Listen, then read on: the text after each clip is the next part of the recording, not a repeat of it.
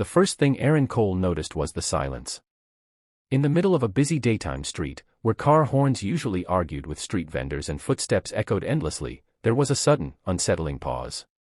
His instincts as a single father sharpened instantly, the same instincts that woke him at night when his son coughed or when something felt just slightly off.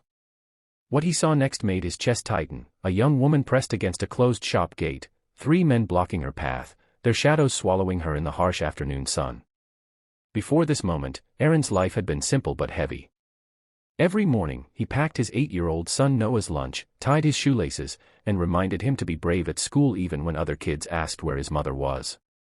Aaron worked construction during the day and drove deliveries in the evening, his hands roughened by labor and responsibility. He had learned to stay quiet, to keep his head down, because raising a child alone taught him that survival often meant avoiding trouble. But standing there on that street, holding Noah's small hand, he felt something old and powerful rise in him, a refusal to look away. If you believe that kindness still exists in this world and that people deserve second chances, please take a moment right now to like, comment, share, and subscribe to the channel Good Soul. Your support keeps stories like this alive. The young woman looked barely older than a college student, her bag clutched to her chest like armor. Her face was pale, eyes darting for an escape that didn't exist. The men weren't shouting, that was the most disturbing part. They leaned in close, smiling in a way that made Aaron's stomach turn. He had seen that look before, not on the streets, but in fear reflected in his own son's eyes when bullies cornered him at school. Fear didn't always scream. Sometimes it froze.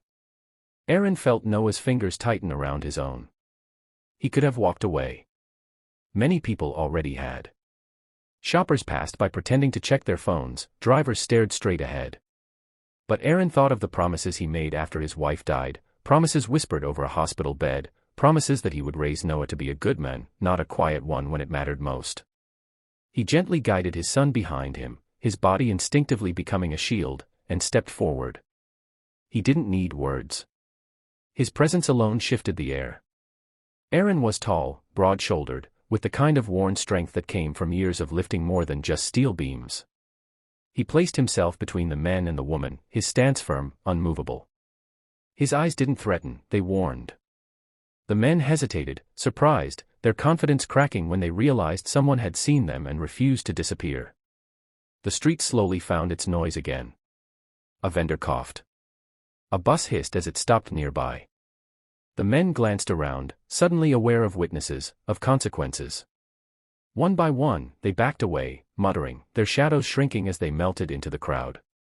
The woman slid down the gate, her knees weak, relief and shock washing over her at once. Aaron stayed until he was sure she could stand, until her breathing slowed and color returned to her face. He didn't ask her story, didn't demand gratitude. He simply nodded, the way people do when they understand something important has just passed between strangers.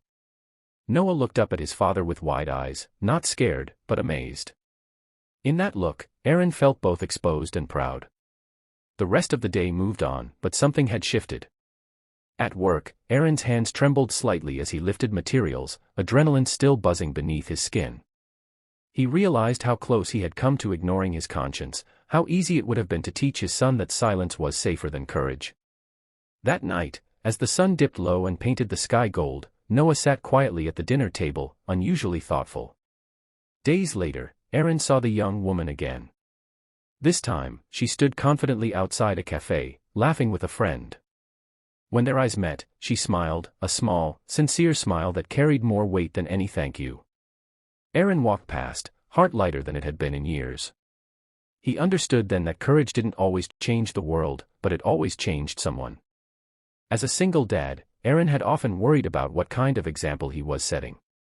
He couldn't give Noah everything, no luxury, no perfect answers, but he could give him moments. Moments where doing the right thing mattered. Moments where fear didn't win.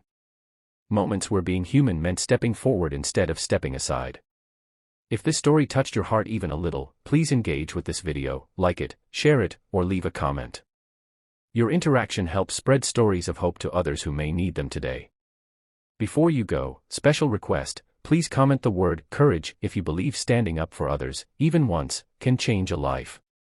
Aaron never became a hero on the news. There were no headlines, no applause. But every morning, when he packed Noah's lunch and tied his shoelaces, he saw something new in his son's eyes, a quiet confidence, a belief that good people still exist. And for Aaron, that was more than enough.